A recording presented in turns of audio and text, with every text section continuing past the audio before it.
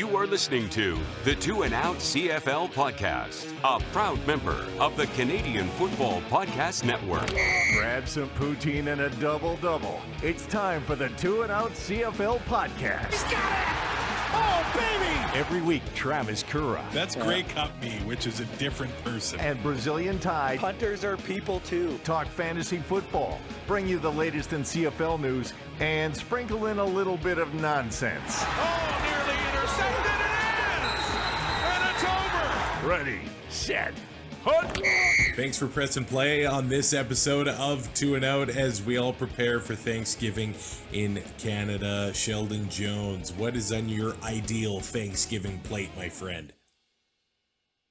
Well, gotta have my mom's hash brown casserole. That's a staple every year. It's freaking delicious. Tell me about this hash brown casserole. Is it the standard that's got cheese, melted butter, hash browns, mushroom soup kind of thing? Yeah, cream cheese, sour cream, Ooh, yeah. corn. Sometimes cornflakes on top. Sometimes she does like a stuffing on top, like just random stuffing mix, and then like dry. Oh, it's so good, man. You're getting the texture on there, and I keep telling my wife, if we put little bits of corn throughout this and bacon, we could elevate it to the next level. But I think she's a bit of a traditionalist, and I love me some hash brown casserole. Although one time, I think the recipe we use calls for half a cup of butter in it. Well, we accidentally doubled the butter. So wow. I mean, I'm like, I don't know, halfway through a portion, I'm like, I don't think I can eat. Like, I don't think I can do this. It wreaked havoc on our guts for a few days, but it was totally worth it. Continue. Yeah. Then you got to have the turkey, a little bit of dark, a little bit of white. And I got to find a piece with the skin on it because turkey skin is, when it's crispy, nice. And then just like corn, mashed potatoes, dinner roll. You know, I'm kind of normal. No cranberries. I'm not down with the cranberry sauce. No. Bless my family who always sets aside the drumstick for me. I'm just full on caveman. Some fans of the Stampeders, Deb and Vince. I sat next to them at a Stampeders game last year with the Riders in town, and I came down the stairs with a turkey drumstick in my hand. And when you buy that, I'm serious. McMahon Stadium, most underrated stadium in the league for food. And there's no civilized way to eat a turkey drumstick. No. You just look full on caveman. I love it. I love them, but they're always so damn expensive. Like they were like $40, I think, at the X this year. Like just for one? Yeah, like it was ridiculous. I feel like at McMahon Stadium it was like $18 or $20. You get the turkey drumstick, you get some cornbread, you get some coleslaw. I'm like, are you kidding me? Wow, so McMahon Stadium actually has one good thing about it. That's serious. Impressive. The food there, the baked potatoes you can get, the pulled pork parfait, the pocket dogs. McMahon Stadium, props. I know you're on bye this week, and I wish I could come by again this season, but I can't. My Thanksgiving spread is very Ukrainian centered, of course. There's the nachinka, there's nalichnika, there is pierogies, obviously. There is cabbage rolls, obviously. Honestly, I could go without the turkey. You're gonna give me like an English for those first two things? Because I have no idea what the hell you're talking about. Well, nalichnika is almost like it can be done in different ways, but it's almost like a mini crepe or pancake. And you can do different things in it, but like dried sort of cottage cheese in the middle, but then it's in cream and dill sauce. I mean, there's really nothing bad about it. Maybe it sounds weird off the bat, but man, I love it. The nachinka is almost a little bit of a like a cornmeal sort of square. I don't know. My mom and I really are the only ones that crush it, but I'm so thankful that she makes it for me. Nice. It's like, yeah, this thing that gets baked. It's like a square. I don't know. It's Yeah, it good. tastes good. Yeah. I grew up with it. That's all I know. Nice. So happy Thanksgiving if you are celebrating and you are Canadian, because our American friends are weird and they wait like another 6 weeks. Thanks for listening to the show, though. Here we are, winding down the end of the season here. I mean, we got a few weeks left, but week 18 has the Argos home to the Elks as the Elks come off the bye, and the Argos here, I think maybe a big reason why they were resting some guys is that they could unleash their starters at home on the big 150th anniversary celebration of the team. They were founded October 4th, 1873, and this is going to be a really special evening at BMO Field. I've heard there's going to be over 100 alumni in attendance here. There's going to be signings with Ricky Ray, Damon Allen, Conrad Holloway, Rocket Ismail's back in town, Terry Greer, Mookie Mitchell. Man, looks like they're actually pulling out all the stops for this 150th anniversary celebration. And just a observation I made. It's amazing how many of these Argos alumni also have Edmonton connections. Ricky Ray, David Allen, and Mookie Mitchell all had success in the 6 and also, I guess, in the 780, man. It's kind of cool to think about that. Yeah, no, that's very interesting. Kind of more recent, it seems like all the Calgary Stampeders are going to Toronto. So that's true. So it's interesting to know that that's happened with other teams back in the past too. Yeah, Rocket Ismail back in town. Now that is a pretty cool, I think, autograph to have if you'd be able to get that surrounding that 1991 Grey Cup team. What an era that was. And you can go to the 2 and Out archives. We talked to Paul Woods, the John Candy, Wayne Gretzky era of the Toronto Argonauts, and they counted down the top 150 moments in Toronto Argonauts history.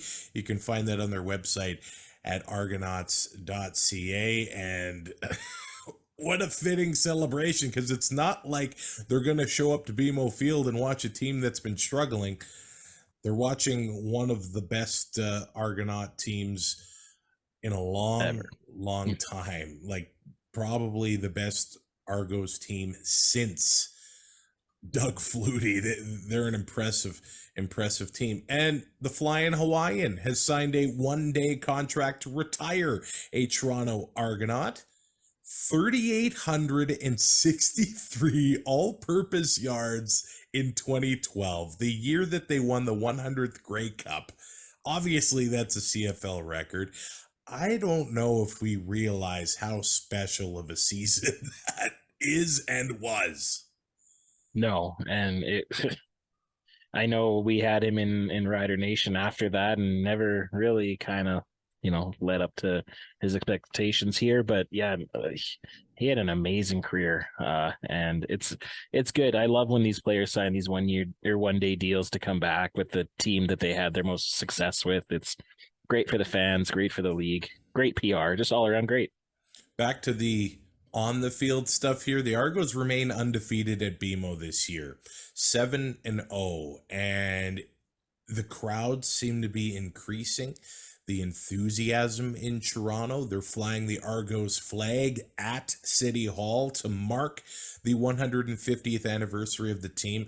I just feel like the Elks are coming into a tough situation here, even though they're off the bye.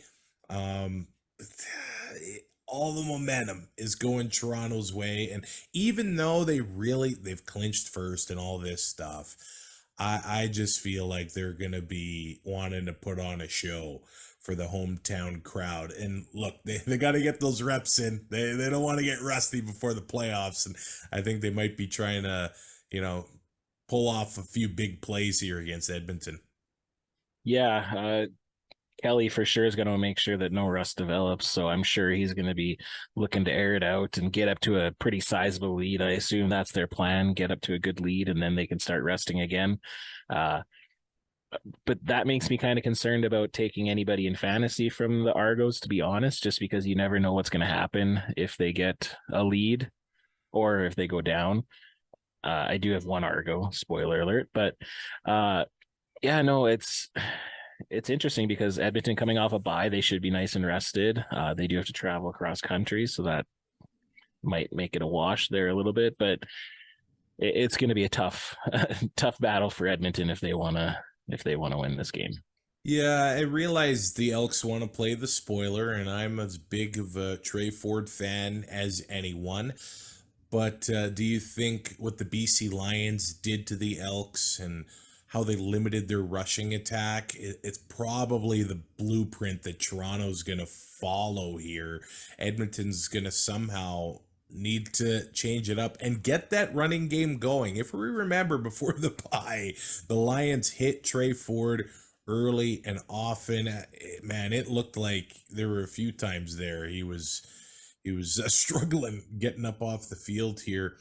That Argos front, the way that they got to Zach Collaros, and I know Zach's mobile. He's not mobile like Trey Ford though. They're going to be forcing him to move, but at the same time try to keep him contained. At the same time, it has to be a key for the Elks to get that running game rolling again with Kevin Brown and Trey Ford combined if they're going to have success in Toronto Friday night. Yeah, absolutely. Because that's how they're going to be able to spread the ball down the field afterward with Eugene Lewis. And so it's paramount that they get off to a good start. I know we say that a lot when it comes to road games when they're the underdog, but they have to get to a good start. They have to score their first possession.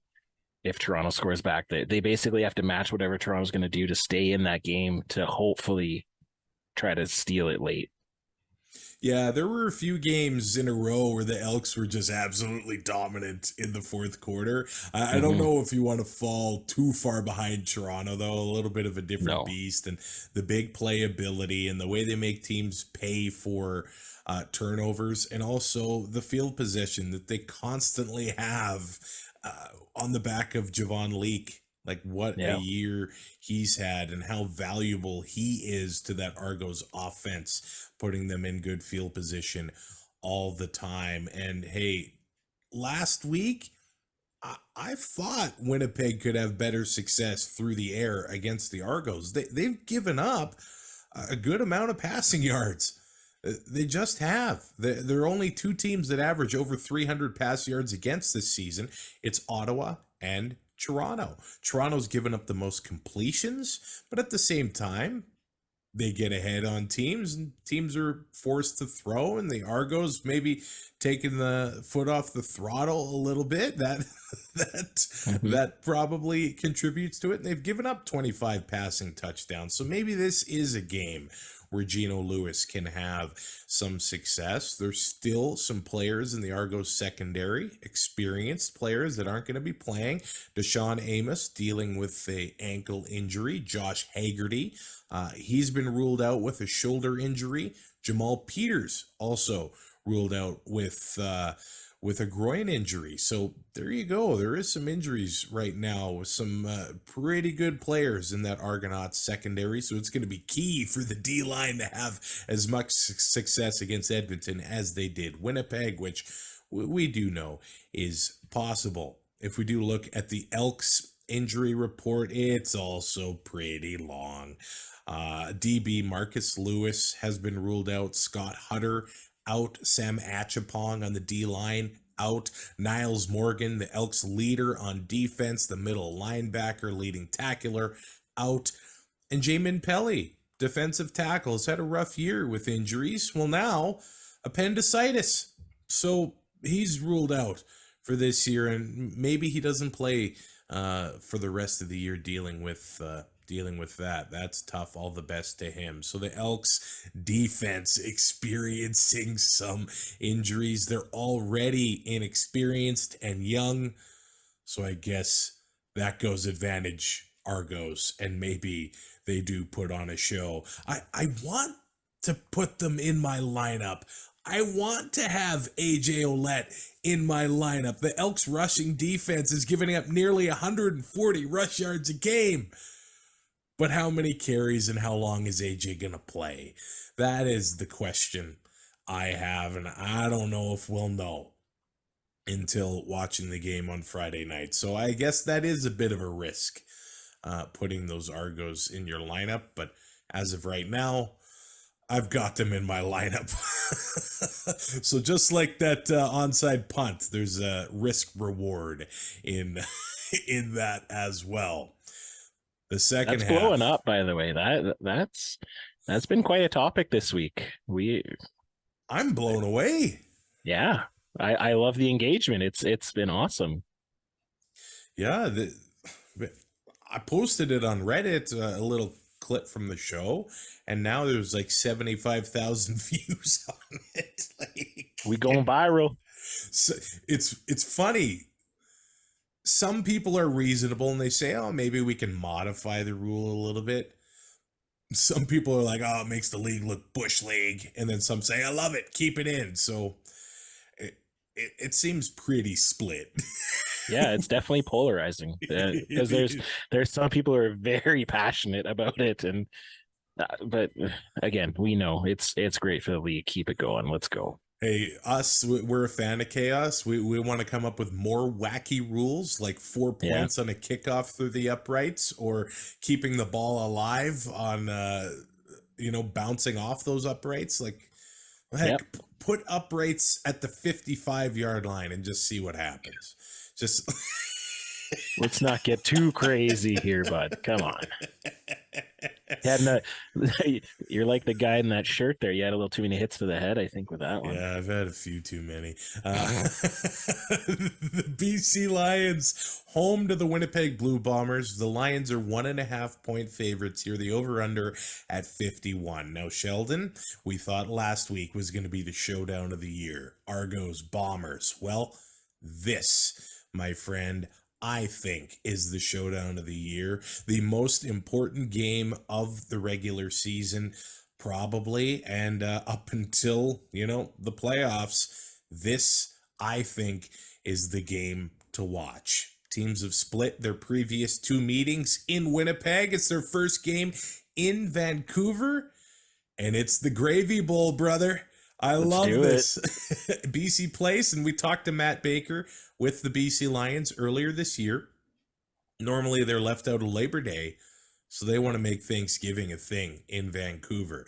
It appears they've only got about 1,000 tickets left in the lower bowl. They're opening up the upper deck to ticket sales, and why not? This is a big game. And I guess at the tailgate, pre-game, Dwayne Vigneault and Wade Miller, the presidents for both respective teams, are going to be scooping up turkey and gravy for fans at That's BC awesome. Place. They're going all in. I love it. Make an event out of this, and it helps that this game is so monumentally important. Yeah, this is the game that we should have got last week had Toronto not clinched first already. It's 2 high-powered offenses, but their defenses aren't stingy or are pretty stingy. So, like I said last week, if Toronto would have played all their players, you're either going to get a shootout or you're going to get a defensive struggle. Hopefully for us fans, I think a shootout it'll be a little better, but it's basically BC's passing attack with a mobile quarterback against Winnipeg's passing attack with the best running back in the league. So I can't wait. I hope these offensive coordinators just let them go, and we see, let's get that over by halftime. Now, does this game and the performances from each respective quarterback go a long way into deciding who's going to be the most outstanding player nominee out of the West. Here are the stats, Sheldon. Vernon Adams Jr., 68.9% completion percentage. Nice. 4,005 yards, 28 touchdowns, 16 interceptions. He's also added 302 rushing yards and a touchdown. Then we got Zach, 67.7% completion percentage, 3,738 yards, 30 touchdowns, 14 interceptions, 69 rushing yards, and 2 rushing touchdowns. Nice. So, VA's got the better completion percentage, more yards, less TDs, a couple more interceptions, more rushing yards. Zach's got the better touchdown to interception ratio. If the Lions win this, and there's a big performance from VA, he might be the MOP. And I think it's fair to say VA hasn't exactly proven that he can win the big one quite yet. Yeah.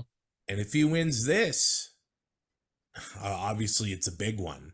The big one will be the West Final and the Grey Cup, obviously. The Lions haven't been in the Grey Cup since 2011. It's been a long, long time since they've gotten there. And I know VA puts the pressure on himself. But if he has his strong September, the resurgence of the Lions after their struggles, I guess, in August, he might be the MOP of 2023. Yeah, like either whoever between the two of them comes out of the West, they still have to go against Chad Kelly. So we'll see what happens there. But their stats are pretty much a wash if you think about it, just because, VA's up a couple and Zach's up a couple. But honestly, I think that goes to VA's favor because Zach, he's playing still awesome, but he's not playing as awesome as he has before. And he has that expectation now, whereas VA has always had that expectation where he's not the elite quarterback. He's a serviceable guy. He's the dependable guy, but he's not the elite guy. And he's showing this year that he is. He's had maybe 1.5 bad games this season. Man, that game was 6 INTs against the Argos. If that doesn't happen, that's interesting to say. His ratios are a lot better, to say the least. Yeah, and so this game definitely the voters will be watching for sure, because when you're going to decide who should be an MOP, I guess playing against the other candidate and seeing what you can do should bear a lot of weight, in my opinion. So yeah, I would say whoever's the better quarterback in this game will come out of the West as the MOP candidate. I think he needs to prove he can win. And he's a winner, and I know he's got the heart. We've seen him play through pain. I want to see a lot of pain. VA win. But Zach's still the king, brother. He wins the big one, the clutch situations. Hey, maybe they haven't been as consistent in the regular season, but let's see when November happens, if Zach is still going to be the dog to take down. The Bombers could be getting back a very valuable piece of their special teams. Janarian Grant has been practicing this week, and he torched the Lions in 2022, to say the very least. He had a 97-yard kickoff return touchdown last summer against them.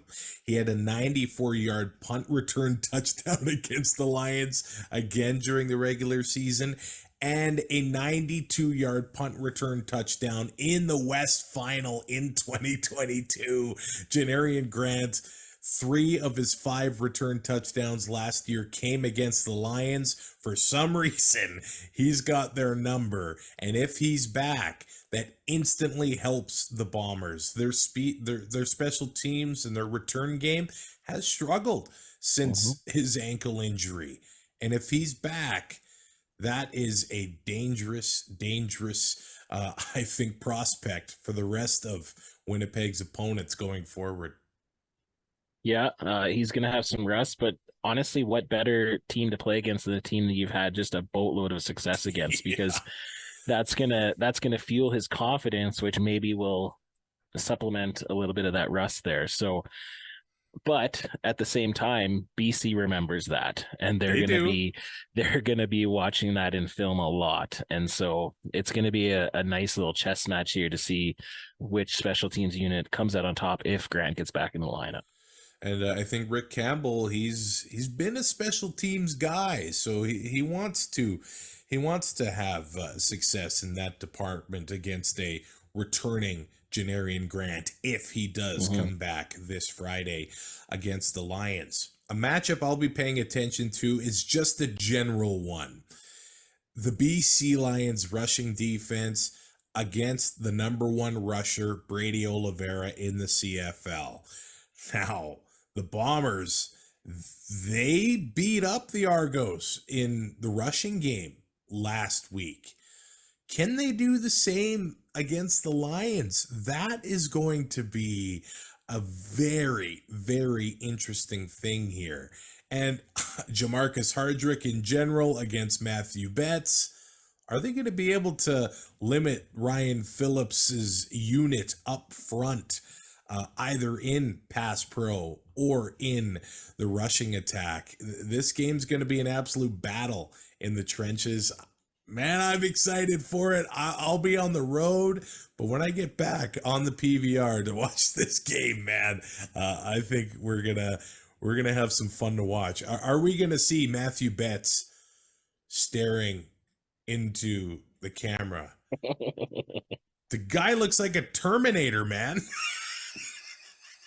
Yeah, if I saw him, I would turn around and attempt to run. Wouldn't get far, but I would attempt it. Lions, Bombers, the Gravy Bowl, Friday night of week 18. Oh, I want gravy now.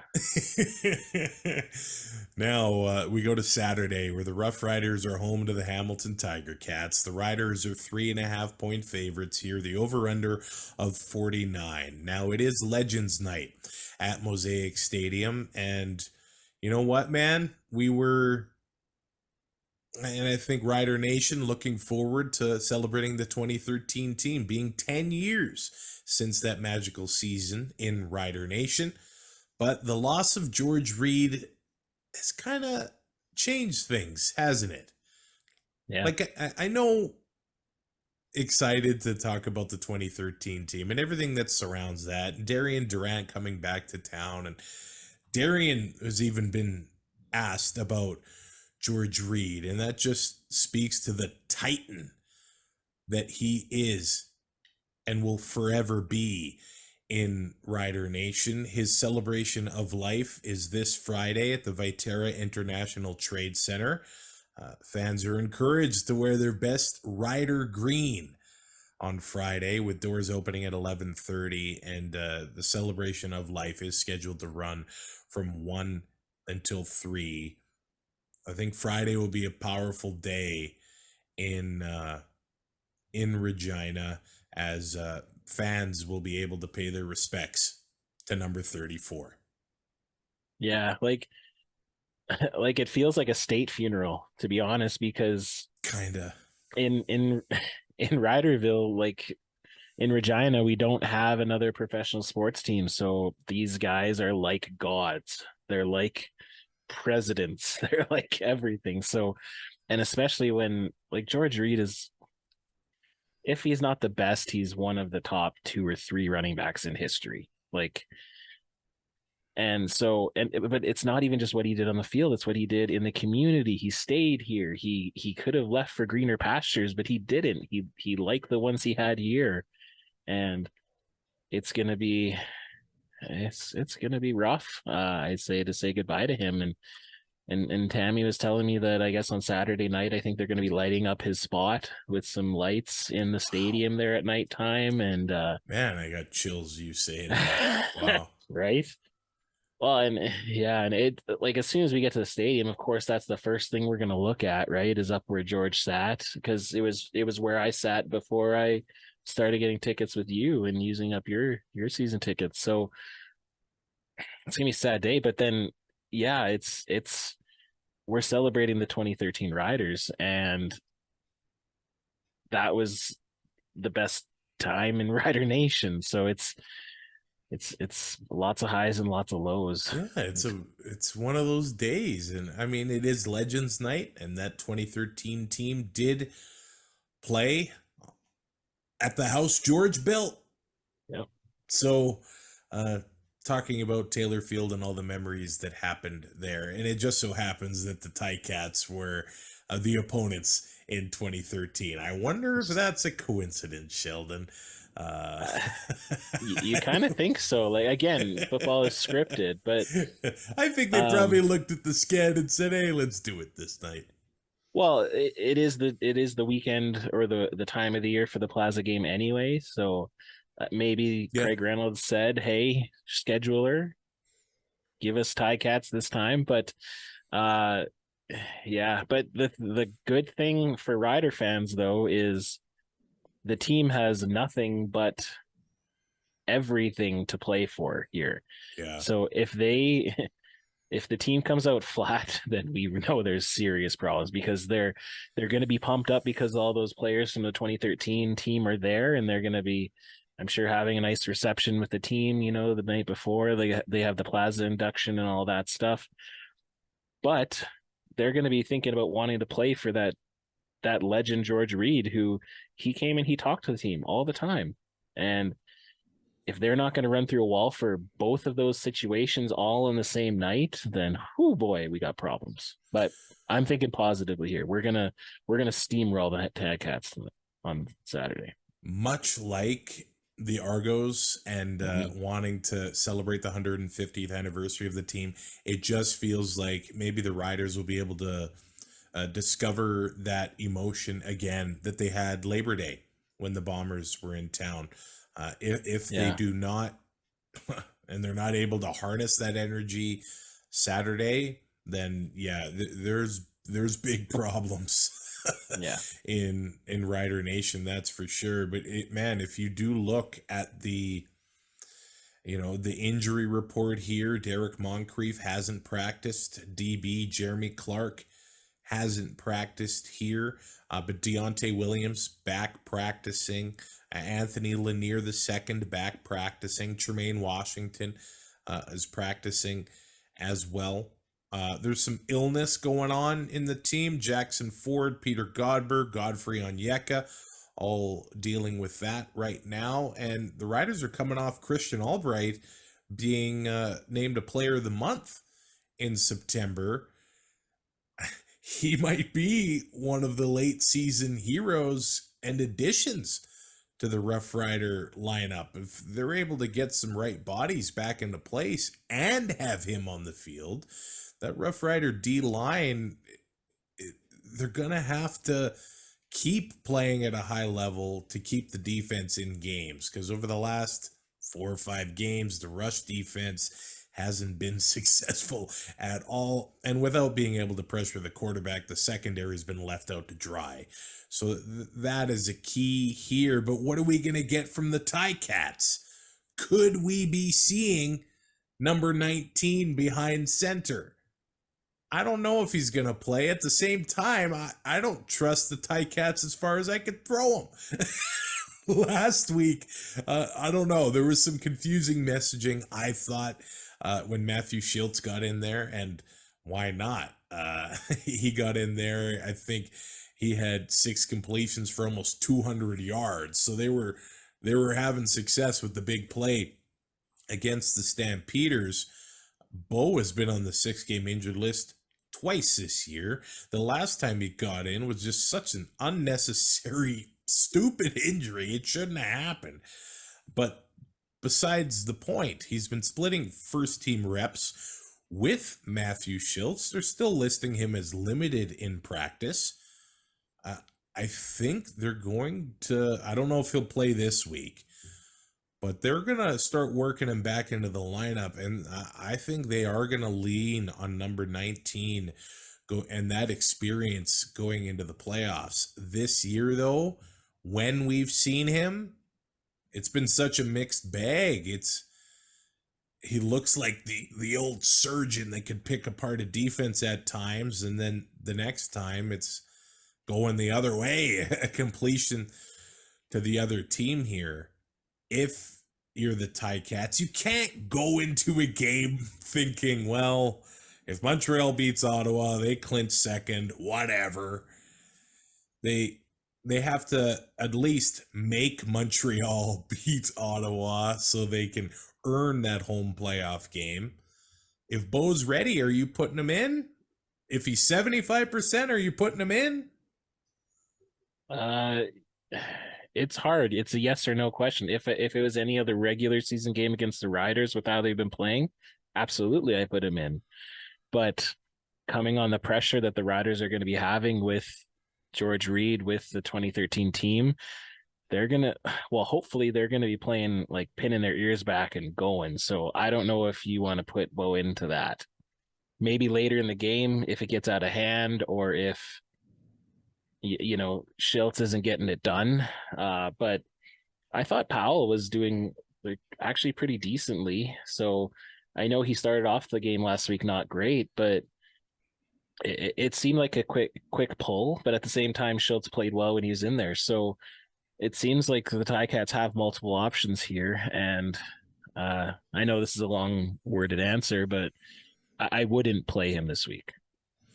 It'll be interesting to see what the Ticats do going forward. Now, I know we're getting ahead of ourselves here, and this is a conversation to be had, after the playoffs with whatever happens there. But the amount of pressure that happened against the Ticats this year, hosting the Grey Cup, the amount of success and how close they've been to that Grey Cup over the few years. And then the rough start to the season, fighting back into it. I guess what I'm saying is I think Taylor Powell has earned a spot on that team going forward. Will he be the starter in 2024? I don't know. But the reps that he has gotten this year, meaningful playing time, are so valuable going forward for his development. And he does look like a guy that's unfazed, that, the pressure doesn't bother him. So that's good going forward. But Bo's getting paid a lot of money. A lot of guys on that team getting paid a lot of money. If they don't get it done in November, it'll be interesting to see what the Ticats do look like in 2024. Terry Godwin has been limited in practice. He didn't practice Tuesday, but he was limited on Wednesday. He's been a very important part of that receiving core for the Ticats this year. Obviously, Tim White, the number one guy, but Terry Godwin has had quietly a very nice season. Duke Williams not in the picture anymore, and with Terry Godwin being consistent and Keandre Smith being a monster over the past couple weeks here, which I think allowed the Ticats to release a guy like Richie Sindani, who is now an Argonaut, by the way. We did not mention that. Mm-hmm. The Ticats, it's like, it feels like they're going into a situation just like they were 10 years ago in the Grey Cup. Just the deck stacked against them a little bit here on Saturday. Let's see how they perform. And I've got James Butler in my lineup, but I don't feel good about any of the running backs this week, to be honest. So right now I've just got guys in the lineup. The Rider rush defense has struggled. They did well against BC last week, but let's see what they do here on Saturday, an important day in Rider Nation. The Ottawa RedBlacks are 6.5-point underdogs as they head to Montreal on Thanksgiving Monday. If Hamilton loses to Saskatchewan, Montreal can clinch second with a win against Ottawa, and that would officially eliminate the Elks from the playoffs as well. If you would have told me when free agency opened that the Montreal Alouettes would be hosting a playoff game in November, I probably would have called you crazy. Yep. Props to Danny Machocha and Jason Moss for doing what they were able to do up to this point in the season. It's been pretty impressive, man. Yeah, they have played together as a team. Cody has willed some victories that maybe they shouldn't have got. When he was hurt, they rallied. It's actually kind of funny because I thought that, when Jason Moss was fired in Saskatchewan and it was a foregone conclusion he was going to become the head coach of Montreal anyway, I kind of was like, oh, well, at least somebody has a worse head coach than the Riders do.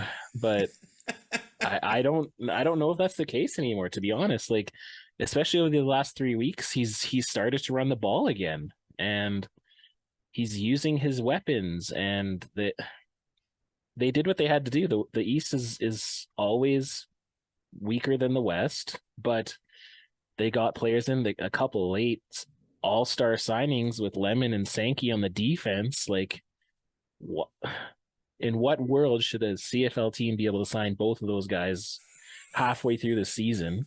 You think maybe one? Yeah. Two? Yeah. All they have is playmakers on defense. Marc-Antoine Dequoy, those two linebackers, Reggie Stubblefield, Rookie of the Year candidate, Tyrese Beverette. Those guys are making plays all the time. All they have is playmakers on defense, and that's not even mentioning Armando Sewell up the middle. I think a lot of people maybe thought he was on the tail end of his career when he left Edmonton. He's been just as good in Montreal. Yeah, and then on the offense, they still have one of the best running backs. Tyson Philpott has been awesome in his second year there. Mac, like the Mac attack, like what a debut season. Like, wow. If Toronto wasn't as strong as they are, Montreal could be a favorite for the Grey Cup. Like, I still think Toronto is obviously a better team than them, but they have the tools, they have the weapons that anything can happen in this year, especially. But Montreal is playing the way that you want a football team to be playing, a month out of the playoffs. Now, there was lots of talk about Toronto beating Hamilton 4 times in a single season. Well, Montreal's 3-0 against the RedBlacks this year. And I always say this about the RedBlacks. They impress me with their grit and their determination and the fact that they still fight and they still play even if they're out of it.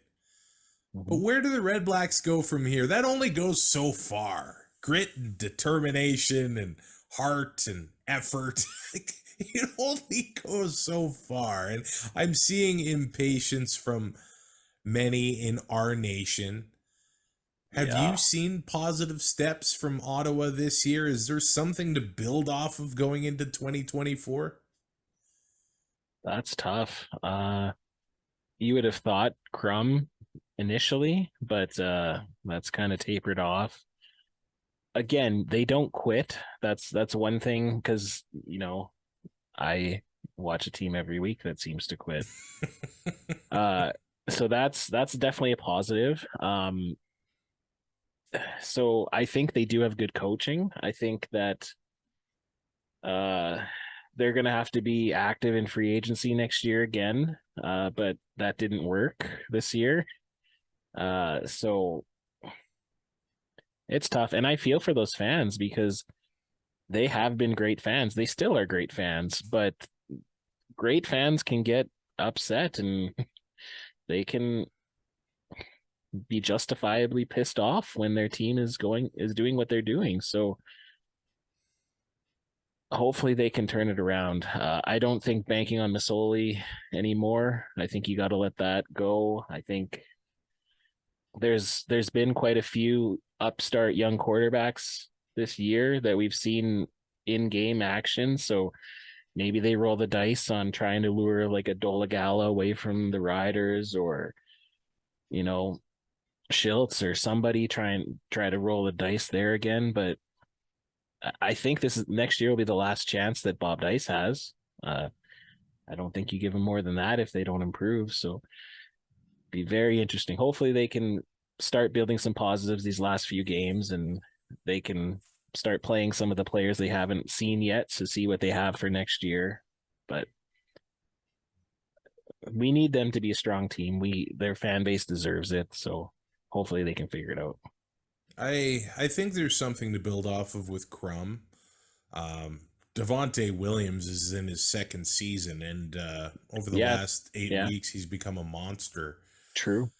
I don't know if they have the receivers to have an explosive of enough offense. I'm a big fan of Jalen Acklin. They haven't been able to get him the ball enough this year. Justin Hardy is a good receiver, but they don't have what Winnipeg has. Schoen, Lawler, Dembski. They don't have what BC has. Rhymes, Hollins, Hatcher, the list goes on. Toronto has DeVaris Daniels, Curly Gittins, Cam Phillips. The list goes on and on with Toronto. The RedBlacks don't have that, and I think that would be big for them. They need another 1A, 1B receiver for that offense. Sometimes it seems like it's been the same issues this year as there always has been. Stalled drives, more field goals than sevens, and that's been a problem that's gone back in Ottawa to the Trevor Harris days, just being unable to finish drives. The rushing defense has been stellar. The secondary, not so stellar. It does seem, I don't know, that they're on the cusp. They lost several games here by one score, but maybe they're back at a point where they need to learn how to win again.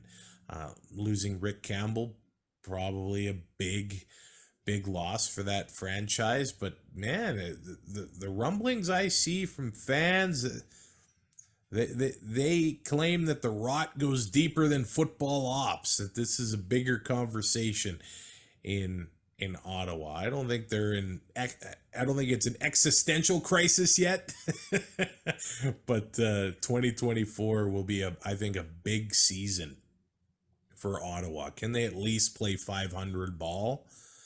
I think that will be big for that franchise. That being said, a tough task going to Montreal here. Hey, they just saw them last week, and last week there was a lot of wacky stuff going on. Onside punts, the cameraman getting rocked. There was forced fumbles with the punter's foot. A lot of this stuff just seems like bad luck. Yeah. for the RedBlacks. But the Alouettes with that home field advantage, Thanksgiving Monday, looking to clinch a playoff spot. Can the RedBlacks ruin that party? We'll just have to see on Monday. Okay, now looking at my fantasy lineup right now, it's Chad Kelly, AJ Ouellette, James Butler, Dominic Rhymes, Kean Schaefer-Baker, Tommy Neild of the Argos, and I do have that Alouettes defense hoping for some turnovers / sacks. Hey, maybe Sean Lemon gets number 100 at home on Monday afternoon. What's your lineup looking like, man? Well, they're cheap, so they should be fired up. So I have the Riders defense. Vernon Adams is my captain. I have AJ Ouellette, William Stanback, Dalton Schoen, Sam Almulis, and Kean Schaefer-Baker. All in on the green. Usually you go against them. I do, and so this is against my better judgment. But again, I think they have to be fired up. I think they have to, try to get that crowd, because that crowd's going to be sad. We're going to be sad at kickoff because we're supposed to be there 10 minutes before kickoff, and that's when we're going to do a thing. So the Riders need a Mary Alford return. They need a big play. They need to get He's Mosaic been quiet rocking. lately. Yeah, well, he had the return against BC, Yeah, I think. Yeah, but no, I don't know, man. I usually don't like picking the Riders, but I stop short of picking Dolagala and everything. So like, I'm still week a realist. week 18 of the CFL season. Let's lock in our picks. I got the Argos over the Elks. Okay, we'll save the game of the week for last. I do have the Riders over the Cats, the Als over the RedBlacks, and I'm going to take the Lions over the Bombers, earning first place in the West with a few games to go. What say you? I again have everything the same as you. Home team sweep. Hey, let us know in the comments on YouTube who you have winning the games in week 18. You can rate, review, and subscribe to Two and Out on your favorite podcatcher, and you can support the show on Patreon as well. You'll get early access to our Tuesday show. It's going to be a special episode of the show. Author Bruno Branco is going to be on the show. He's at ProStats Canada on Twitter and Instagram. He's got a new book that came out at the beginning of September called Bush League.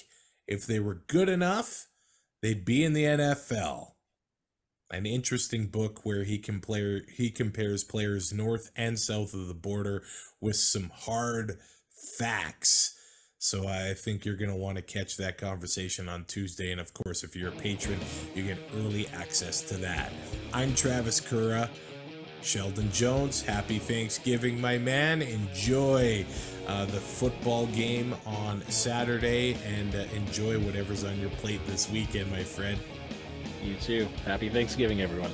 We will talk to you next week. Thanks for listening. Find more great shows like this at CF Pod Network on Twitter.